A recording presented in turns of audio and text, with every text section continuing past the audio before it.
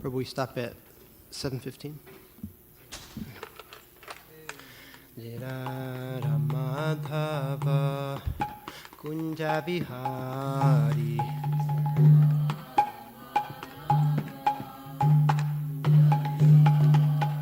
Jaya Radha Madhava Kunja Bihari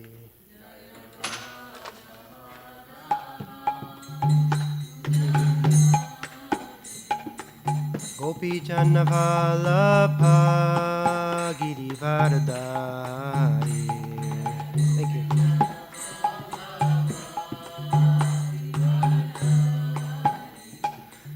Gopi Jannavalabha Girivardhari.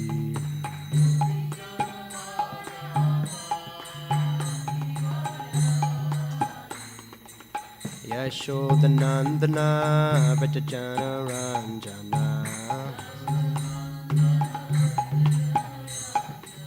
Yashodanandana Vrajajana Ranjana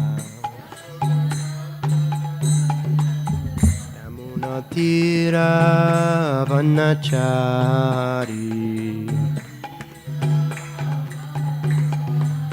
Yamunatira Vanachari Jaya Radha Madhava Kunja Bihari Madhava Kunja Bihari Jaya Radha Madhava Kunja Bihari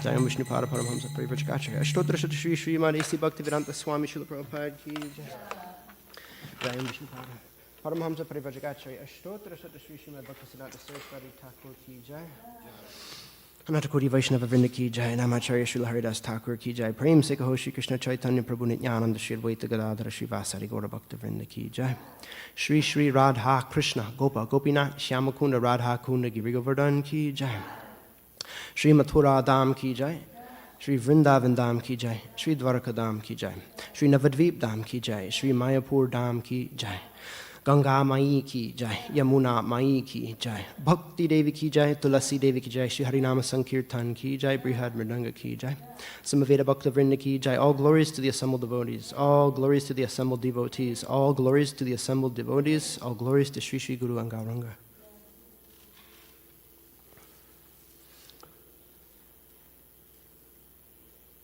Om Namo Bhagavate Vasudevaya Om Namo Bhagavate Vasudevaya Om Namo Bhagavate Vasudevaya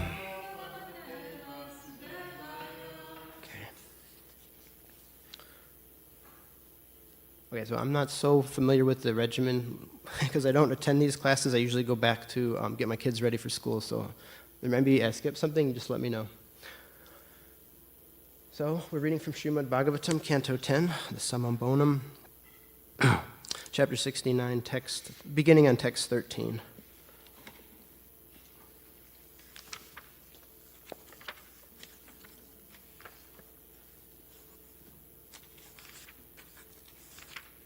There we go. Chapter entitled Narada Muni Visits Lord Krishna's Palaces in Dvaraka. Okay. And I think I'm going to cover 3 verses because 13 and 14 don't have purports, although Santosh Prabhu sent me commentaries. Didn't we read yesterday 7 and 8? And then we read 9 and 12. Yeah.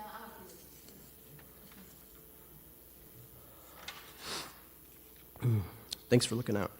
So, okay. So we have Tasmin. Okay, there it is. You do the words first, word by word first, or you do the verse first and then the words? Verse first, okay. Tasmin samana guna rupa vaya suvesha.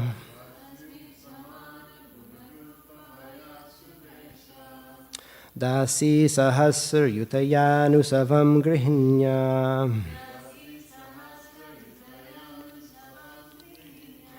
Vipro dadarsha chamara vyajanena rukma. Dandena sattva tapatim parivijayantya.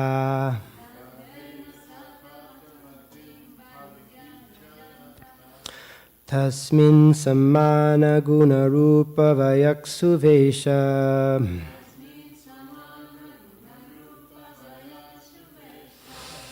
Dasi sahasra yutayanusavam grihinya.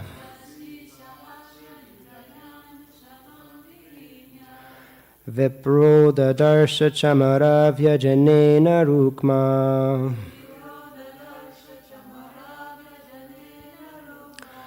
Dandena sattva tapatim parivijayantya.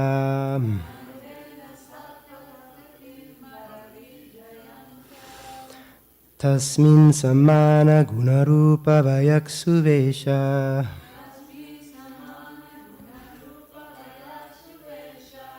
Dasi sahasra yutayanusavam grihinya.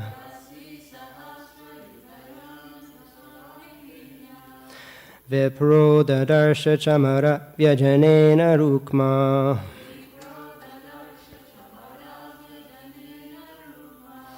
Dandena sattva tapatim parivijayantya.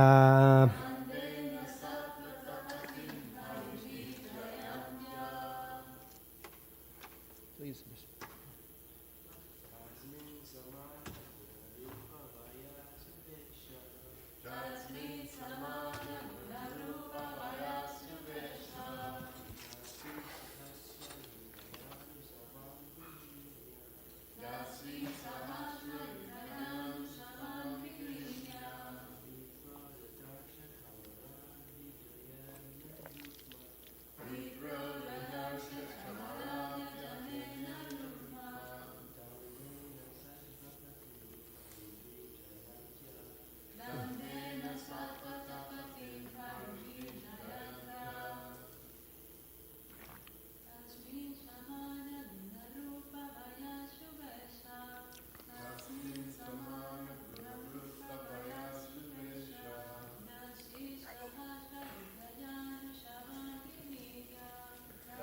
In my jacket.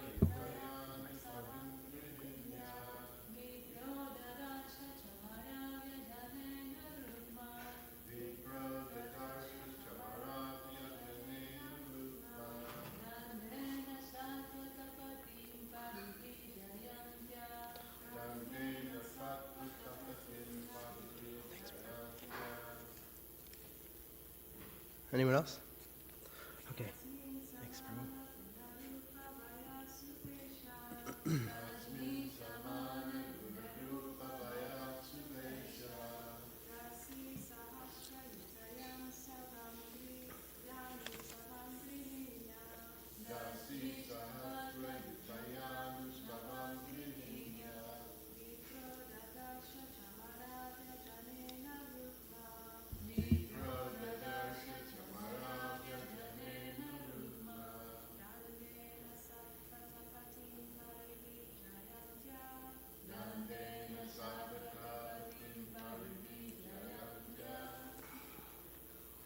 Okay.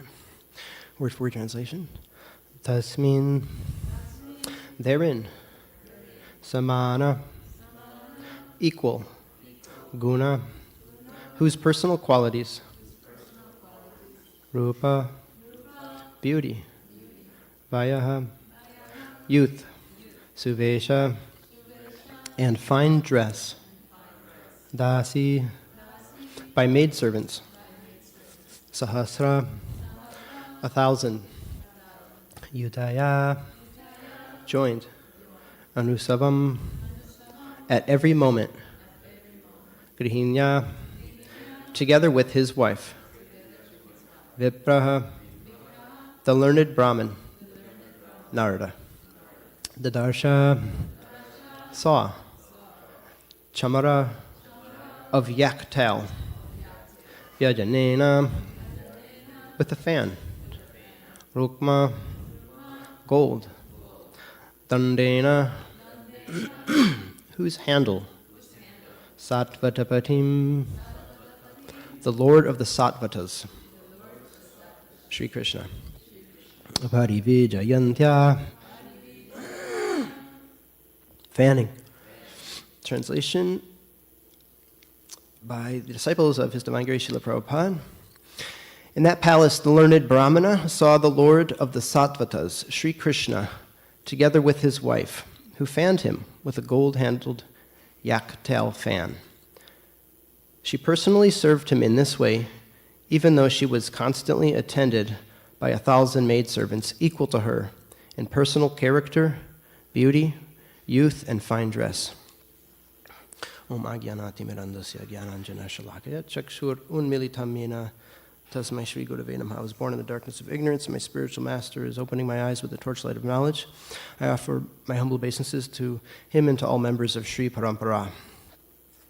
Okay, so we do have a commentary, a couple, but they're almost exactly the same, Jiva and Sanatan Goswami's, but it looks like Sanatan Goswami has maybe a little more detail. In that house, Narada saw Krishna with Rukmini, the mistress of the house, fanning him with the chamara, using her whole body out of great devotion. So her body was fully engaged in fanning Krishna with the chamara. A chamara is a type of deer. The tail was used for fanning. How could Narada,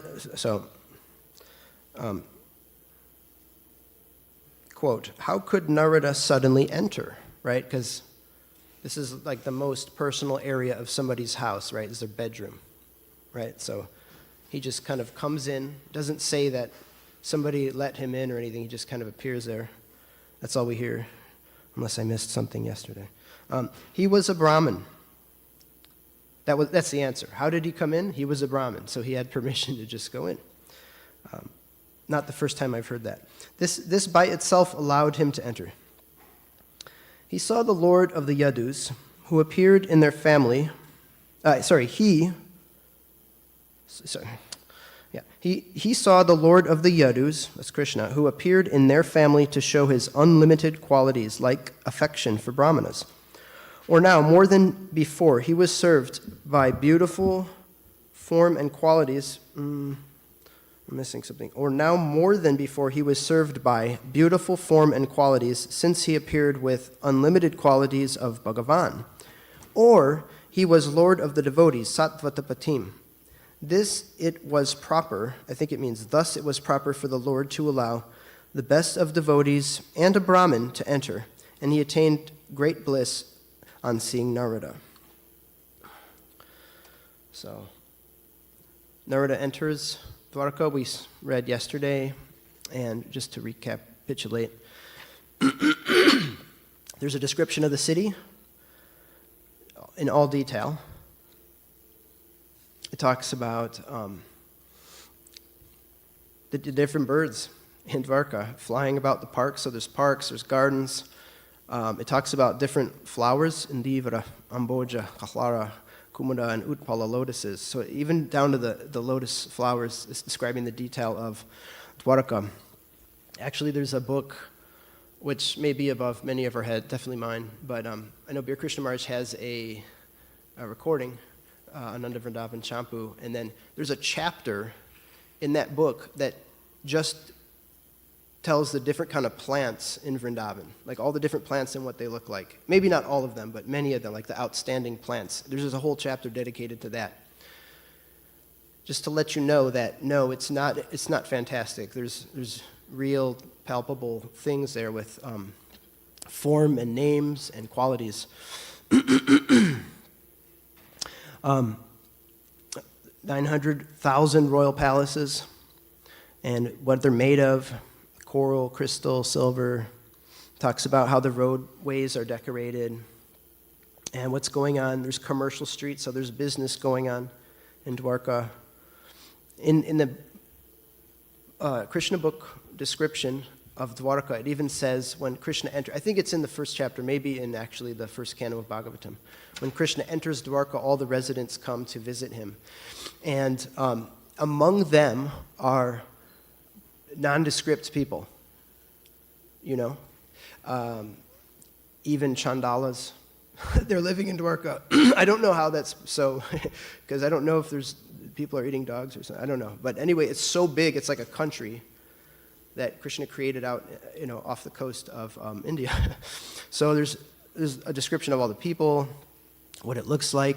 I thought it was interesting, if you read these verses in the Krishna book, so that's actually Prabhupada's translation. These translations are mainly by Gopi Pranadhan Prabhu and Hridayananda Maharaj, but Prabhupada says the women are wearing saris. Just a little detail I wanted to add in there, that Prabhupada said exactly what they were wearing.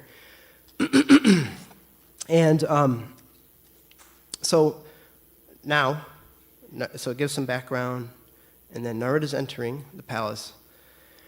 So why is that important? Because if you can understand how great Dwarka is, then to be somebody who can just enter into the prince's inner chambers of his house, you must be pretty special.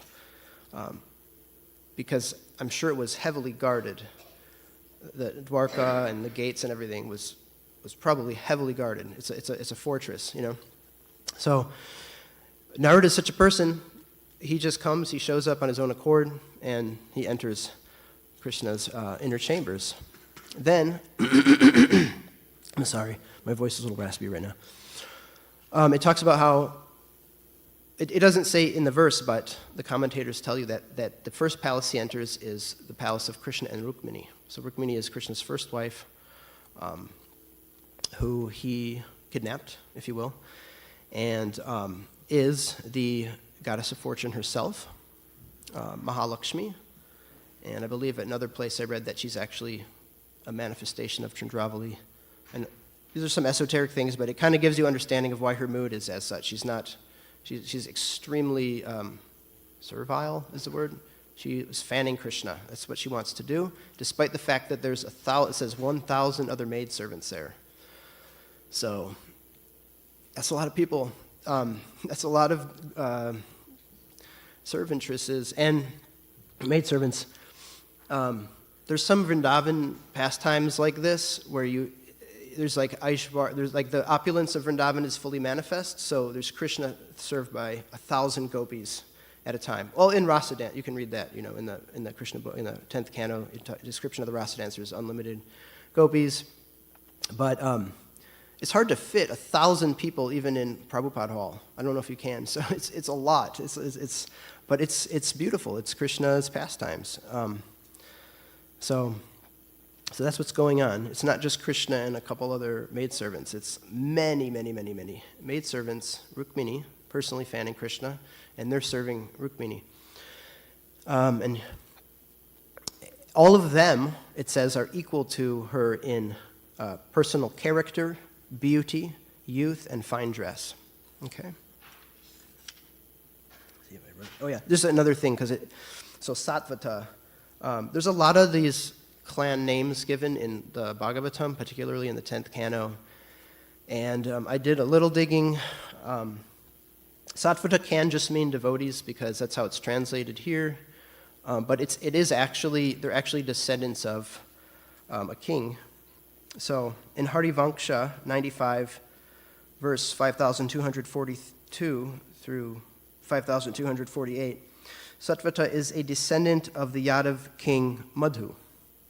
So there's a connection with him and Mathura. So I believe it was Sattvata's son, Bhima, not the Bhima of the Pandavas, but there's another Bhima. And they're contemporaries of Lord Ram. So, because Shatrugna actually, he founded the city of Mathura, what we call Mathura. It used to be called Madhupuri. It's still called Madhupuri in Nectar of Instruction. Madhupuri. So Shatrughna, the brother of Lord Ramachandra, actually started that town. So it was actually at that time that these kings, Satvata, Madhu, they all lived. So from a long time ago. And what I've been told by, I believe, Dhruta Karmaprabhu said, it's not even this yuga cycle. It's like another yuga, maybe 2 or 3 yuga cycles back that Ramachandra appeared and all this happened. So that's something. And Narada, this is also kind of important. Meaning of the name Narada is one who gives Narayan. So Narada enters the room, and I think that's where I left off. So we'll start on the next verse. I'll just read the Sanskrit and read the verse, so not to take so much time. Okay. 14.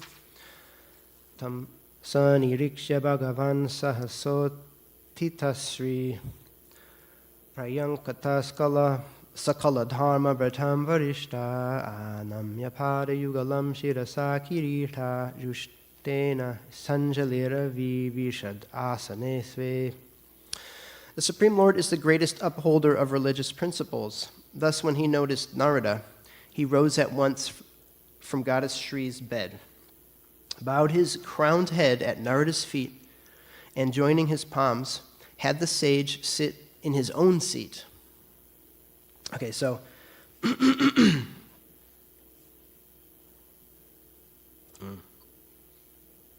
think I have actually commentary for this one too.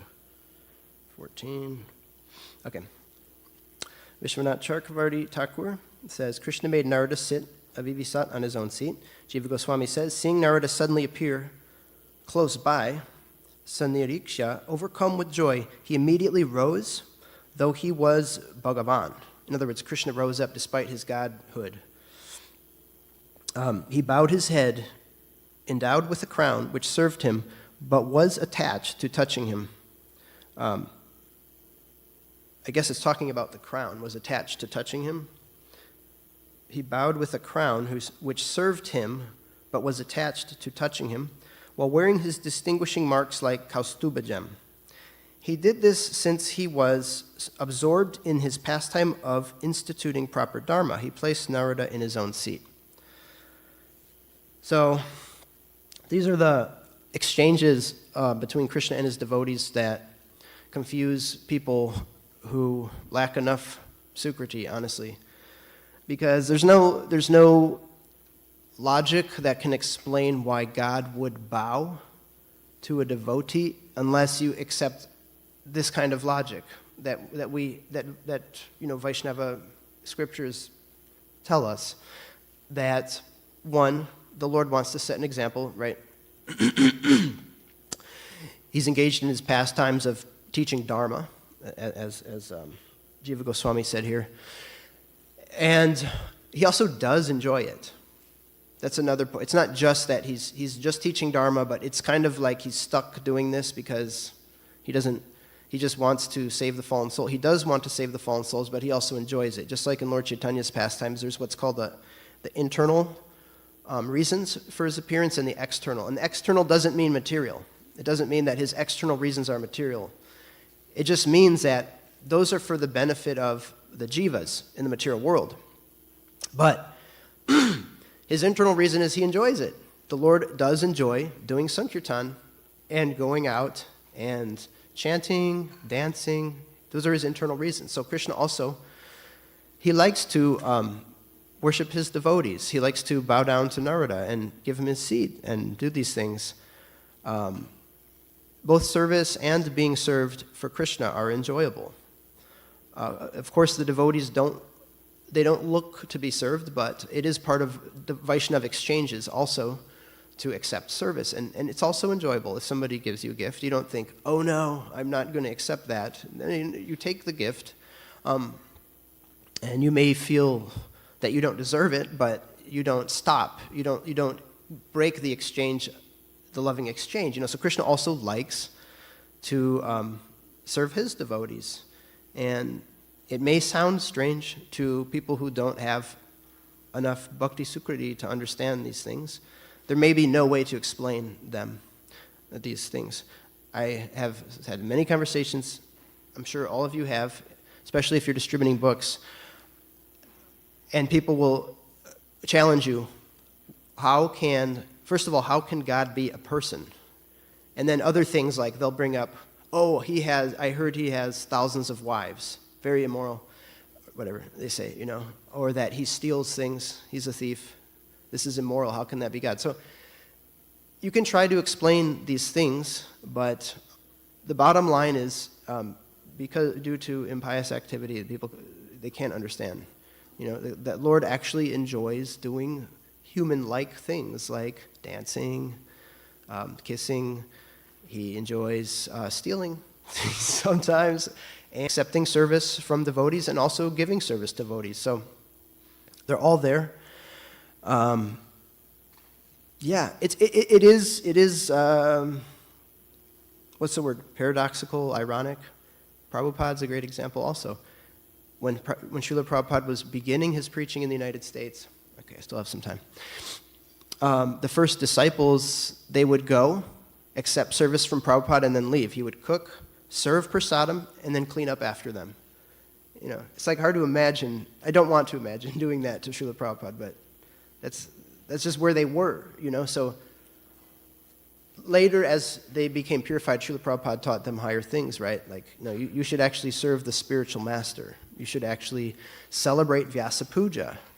And again, somebody may say, he's instructing his followers to worship him. Yes, he is, because there's a whole system there, and it's actually important for the disciples' progress to worship the spiritual master, to worship devotees, and to worship Krishna.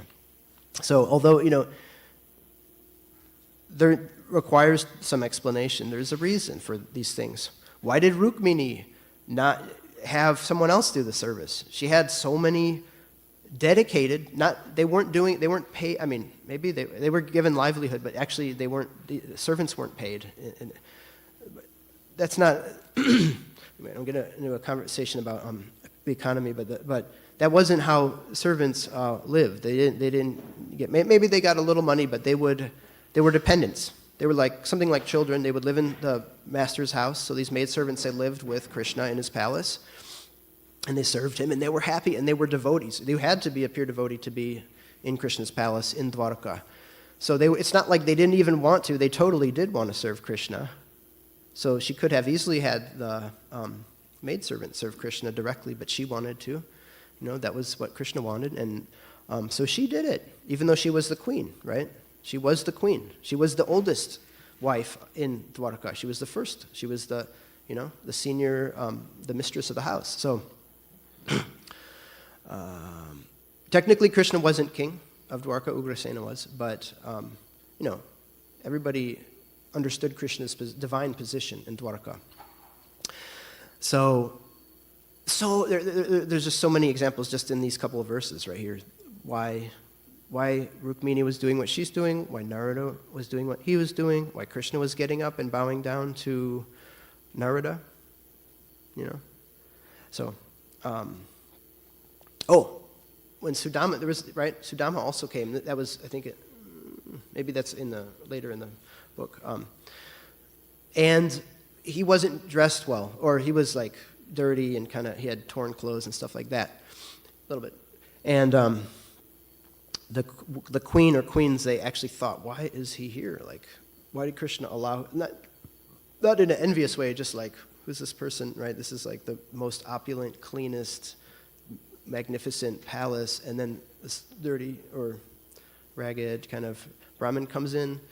Why is Krishna putting him on his bed and washing his feet and doing all these things, right? So they understood he must be very special for Krishna to do that. So, okay, that's it, enough on that. Let's move on to 15. Tasya vanidya charanautara murtna bibhra jagan guru tamo pisatambhatirhi brahmanya deva iti yad guna nama yuktam tasyaiva yad charana shaujamashesha tirtham. The Lord bathed Narada's feet and then put the water on his own head. Although Lord Krishna is the supreme spiritual authority of the universe and the master of his devotees, it was proper for him to behave in this way. For his name is Brahmanya Dev, the Lord who favors the Brahmanas. Thus, Sri Krishna honored the sage Narada by bathing his feet, even though the water that bathes the Lord's own feet becomes the Ganges, the ultimate holy shrine. Purport. Since Lord Krishna's own lotus feet are the source of the most holy Ganges, the Lord did not have to purify himself by bathing Narada Muni's feet. Rather, as Srila Prabhupada explains, Lord Krishna in Dwarka enjoyed the pastimes of a perfect human being. When therefore he washed the feet of the sage Narada and took the water on his head, Narada did not object, knowing well that the Lord did so to teach everyone how to respect saintly persons. So Narada's playing along with this. Actually, there's a pastime Srila Prabhupada tells. It's a room conversation with Indian devotees in Iran, in Tehran, I think. And he tells the story, I'm not sure where it's from, maybe from one of the Puranas, about how one devotee of Krishna approaches other devotees to get their foot dust, because Krishna said, I have a headache, and that's the only way to relieve my headache. And Narada Muni was approached, but he refused to give the dust of his feet. I guess other devotees thought that they would suffer by offending Krishna like that. Anyway, the end of the story is that the gopis, they didn't hesitate, and they gave their dust immediately. Yes, okay, anything to stop Krishna's headache. So, it's not that shouldn't be our normal behavior. Like, yes, let the Lord wash my feet, but he did want to play along with Krishna's pastime, which I think can only come from an extreme amount of adhikar to know what's going on, to know what Krishna wants, and to even be able to interact with him directly. So that's there. Krishna, he doesn't need other people for his purification.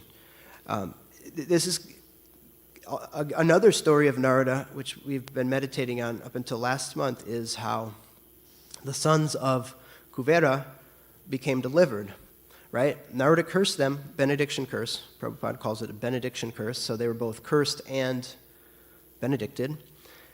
And so what's interesting is that after Krishna knocks over the Arjun trees, and the two brothers appear out of the trees, they pray to Krishna and they glorify him. They're great. I mean, they're great prayers. Not like I'm qualifying them as great. I'm just saying they're important because they appear in the Bhagavatam. But almost the first thing Krishna says is, yes, he does not say, you're so fortunate you've seen me. He says, you're so fortunate you saw Narada Muni. And I was thinking about that because of this, what's going on right now, Krishna worshiping Narada. Because one can see Krishna, kind of, and yet not be benefited. Because Krishna was present for roughly 125 years on earth. And definitely people were benefited. And definitely the earth was not as impious as it is now. But many people didn't understand who he was, clearly.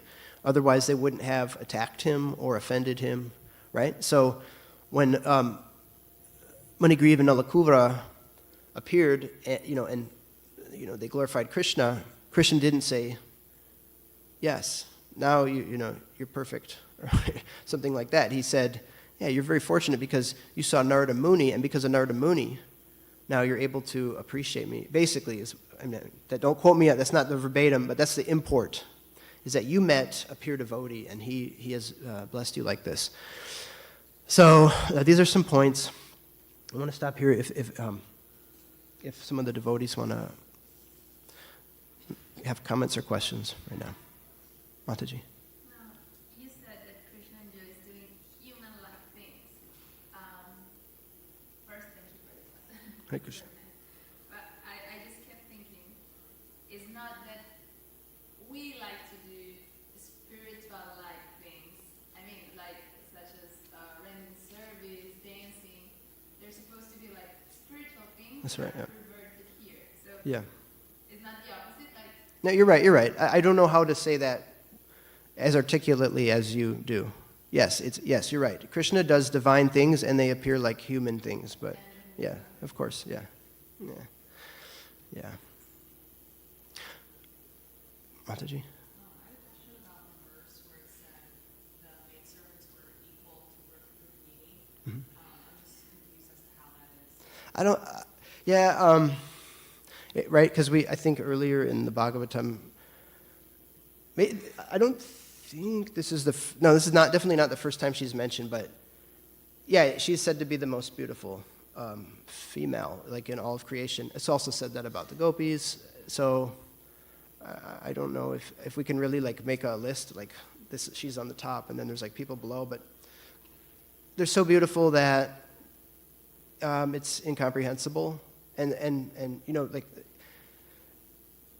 how does one get spiritual, what's the word, pure devotee and like higher pure devotee? It's kind of like that. It's like, I don't know, it's not, I don't think it's comprehensible by people like me, so I can't really speak on it, but you know, good, better, and best kind of thing doesn't really apply because they're all perfect. They're like, everything in Krishna's, I'm just repeating what I've heard about Krishna's Krishna's abode. Everything in Krishna's abode is beautiful and perfect. But yes, somehow there's like a gradation. There's a gradation. So Rukmini is the most beautiful, and has probably all those qualities more so than the other maidservants. But somehow Krishna, likes her the most. So I don't know. That's the limit of my understanding, and maybe somebody else can explain better. But yeah, it's like perfect, more perfect, and most perfect. That's kind of what I hear, how I hear devotees explain that. So yeah, I wrote some other things here. Narada did not object. Yes, sent someone. Anybody else? We have 2 minutes. Okay, we can read another verse. We shouldn't let the time go in vain. I hope nobody was planning for this 116. Anybody was? You were planning for it tomorrow? Okay, go ahead. Okay, yeah. My understanding, I don't know, Mataji. I really don't know. I've heard these things, but if I can't tell you where I heard it or read it, I don't want to say it.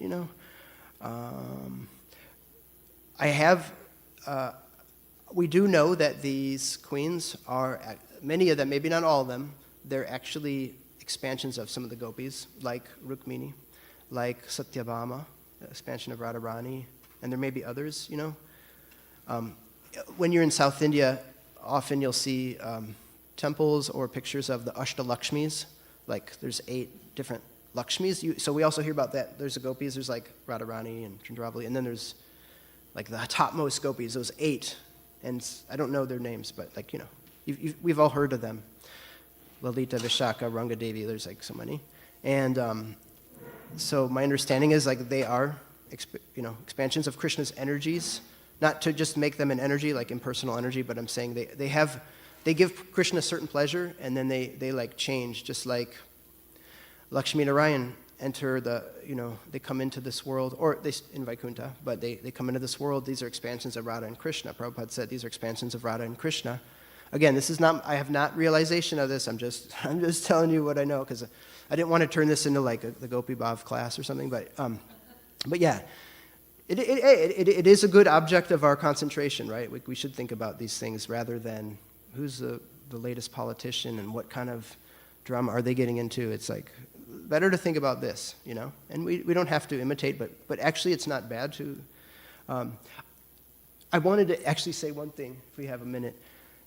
Has anybody been to Dwarka here? Has anybody been to Dwarka? Dwarka? You should go. There is a Krishna temple that's been there the deity has been there, Dwarkadish has been there since the time of Krishna's grandson.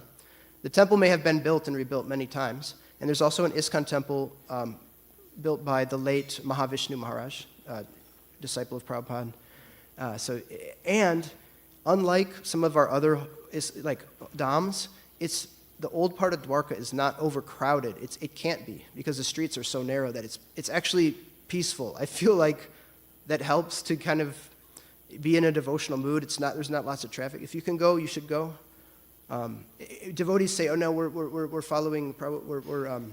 We follow Lord Chaitanya. We don't go to Dwarka." Okay, but Bhaktisiddhanta went to Dwarka. We're reading. It's in the Bhagavatam. It takes up like half of the 10th canto. So, to people who say that Dwarka Shmarka, it's just a wrong understanding. Dwarka is amazing, and it is Krishna. It's his abode, and so, yeah, it's nice. I was fortunate enough to go, and yeah, please go if you can. I should probably end. I know that the curtains will probably open soon. So, okay, Srila Prabhupada ki jai, Srimad Bhagavatam ki jai.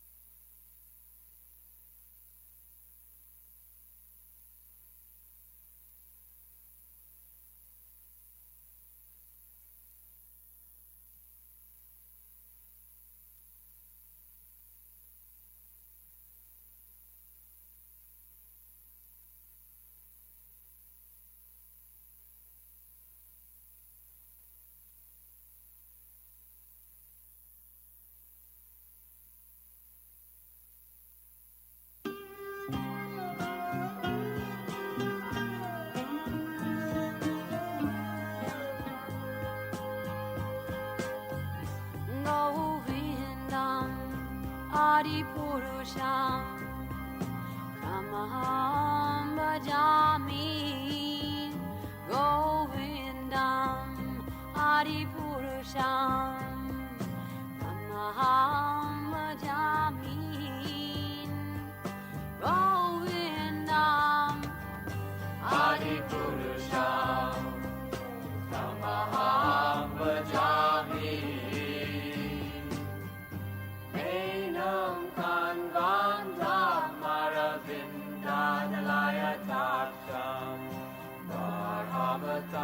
Samasitam Buddha Sundarangam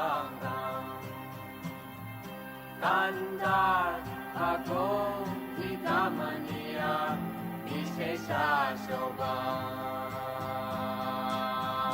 Govindam Adi Purusham Tamaham Bhajami Govindam Adi Purusham Tamaham Bhajami Govindam Adi Purusham Tamaham Bhajami Angani Yasa Sakale Priya Priti Manti Pasyan Dipan Kayanti Jira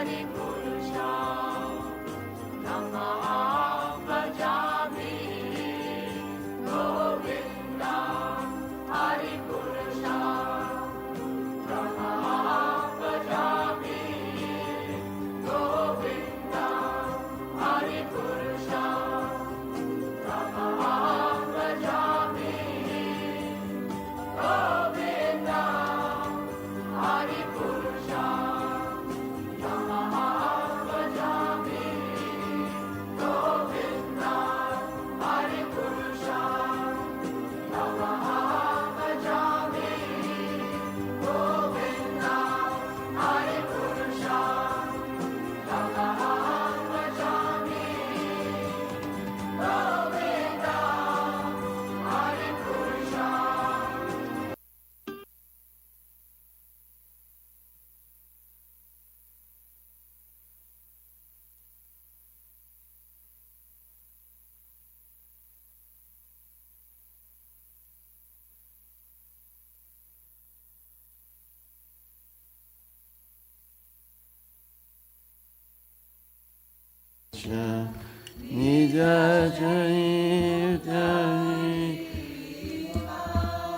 Bolo Hari Hari Mukunda Murari Rama Krishna Hayagriva.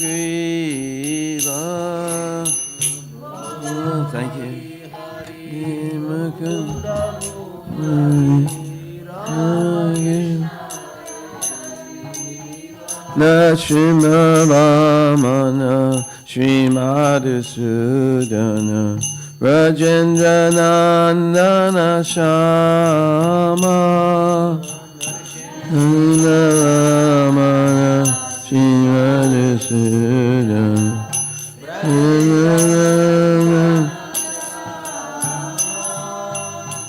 Putana Gatana Kaitava Shatana Jaya Dasarati Rama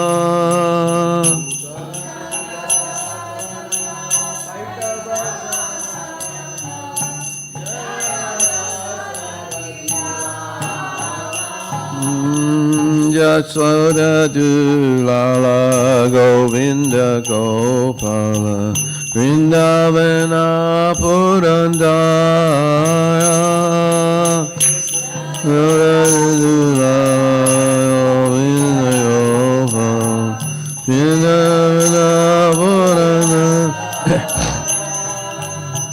Gopi Priya Jana Radhika Ramana Bhuvana Sundara Vara Priya Jana Radhika Ramana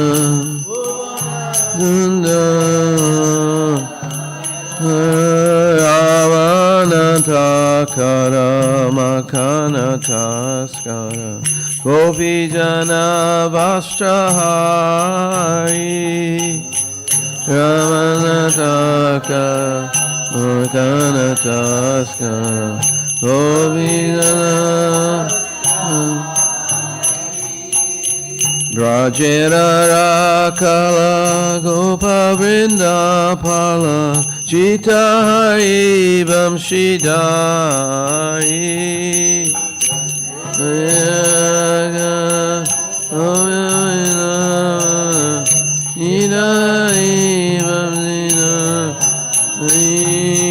Yogindra Bandana Srinandanandana Raja Jana Bayahari Indra Bandana Srinandanandana Raja Jana Navina Nirada Rupa Manohara Mohana Vamsi Vihari Vina Nirada Rupa Manohara Mohana Vamsi Vihari Yashoda Nandana Kamsani Sudana Nikunjara Savilasi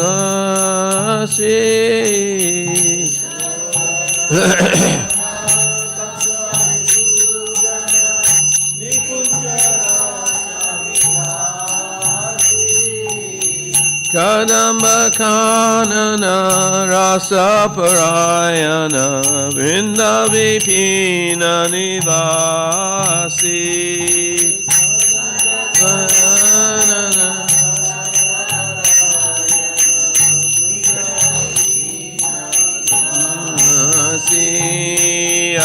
Ananda Vardana Prema Niketana Pula Shara Jojaka Kamba Ananda Vardana Prema Niketana Pula Gopangana Gana Chita Vinodana Samasta Guna Gana Dhamma Gopangana Gana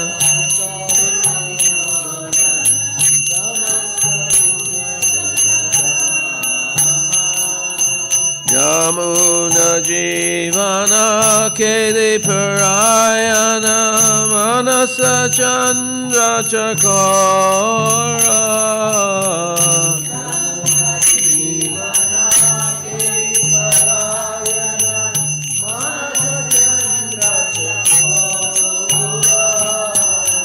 Namasudharasa Goa Krishna Jasha Rako Bachana Manamora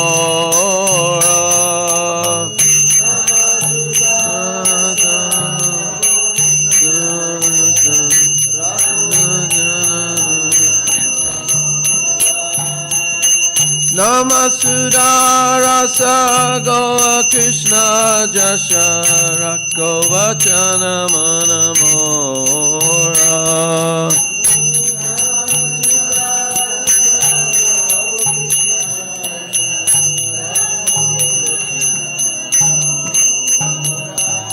Nibaba Shesha Loka Provesha Nidrachari Utajiva Shesha Nidrachari Utajiva Bolo Hari Hari Mukunda Murari Rama Krishna Hayagriva Hari Hari Murari Rama Krishna Hayagriva Jai Gaura Haribo Haribo Haribo Jai Gaura Haribo Haribo Haribo Haribo Nitai Gauranga Jaya Nitai Gauranga Gauranga Jaya Nitai Gauranga Jaya Sachinandana Jaya Sachinandana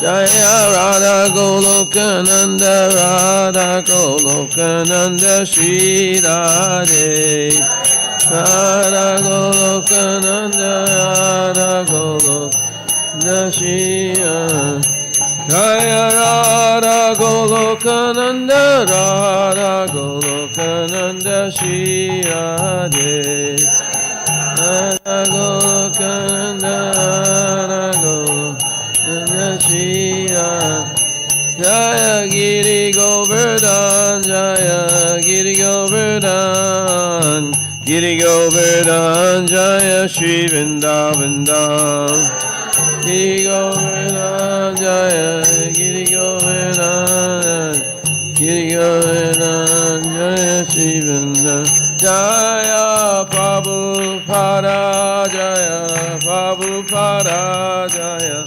Prabhupada Srila Prabhupada Prabhupada Jaya Prabhupada, Srila Prabhupada, Prabhupada, Prabhupada, Jaya Jaya Prabhupada.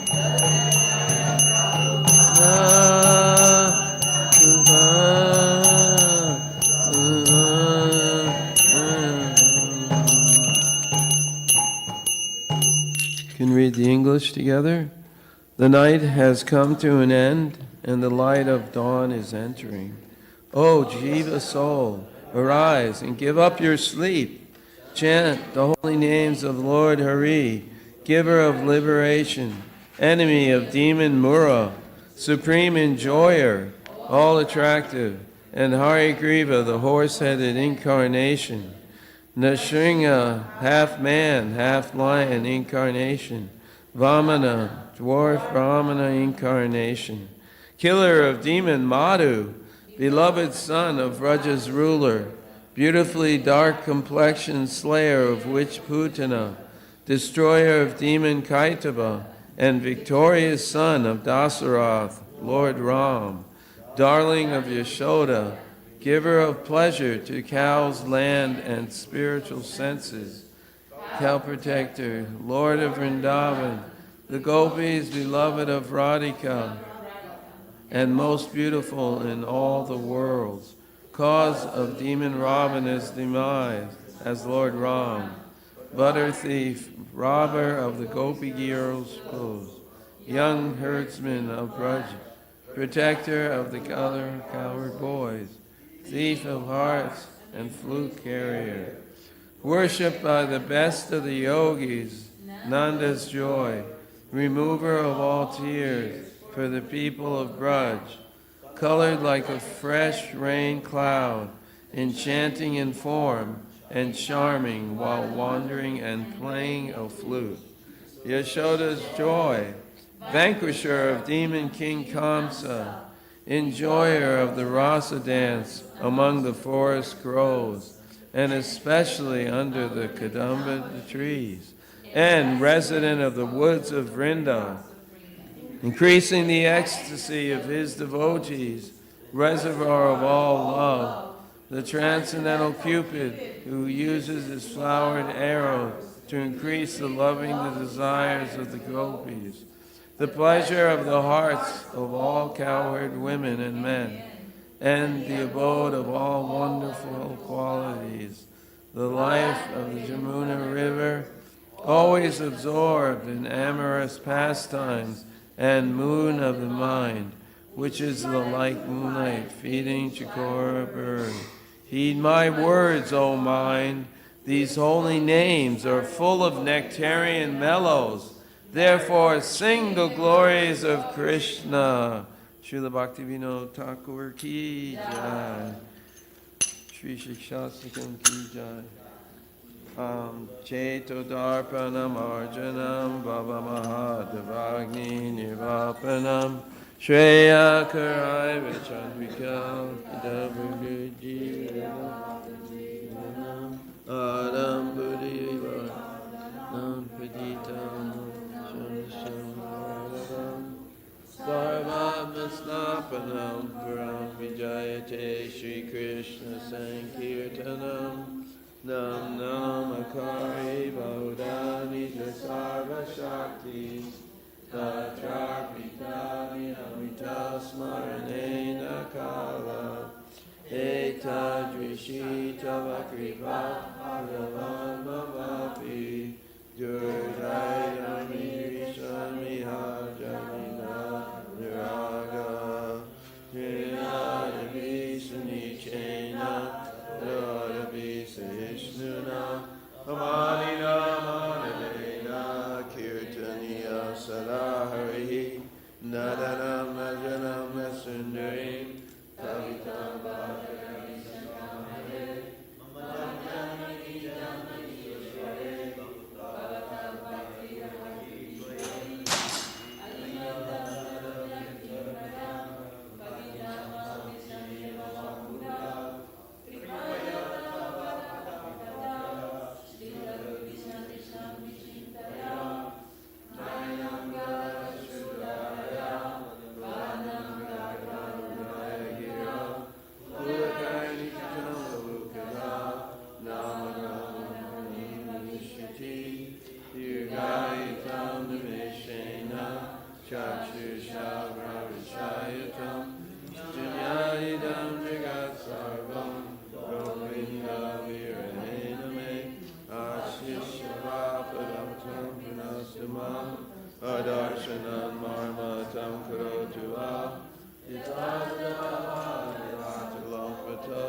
blood drawn enough us to save and offer all. Victory to the Sri Krishna Sankirtana, which cleanses the heart of all the dust accumulating for years, and extinguishes the fire of conditional life, of repeated birth and death. This Sankirtana reaches the divine benediction for humanity at large, because it spreads the rays of the benediction moon. It increases all transcendental knowledge. It increases the ocean of transcendental bliss. Then it enables us to fully taste the nectar for which we are always anxious. Oh my Lord, congregational chanting of your holy name alone can render all benediction to living beings, and thus you have hundreds and millions of names like Krishna and Govinda.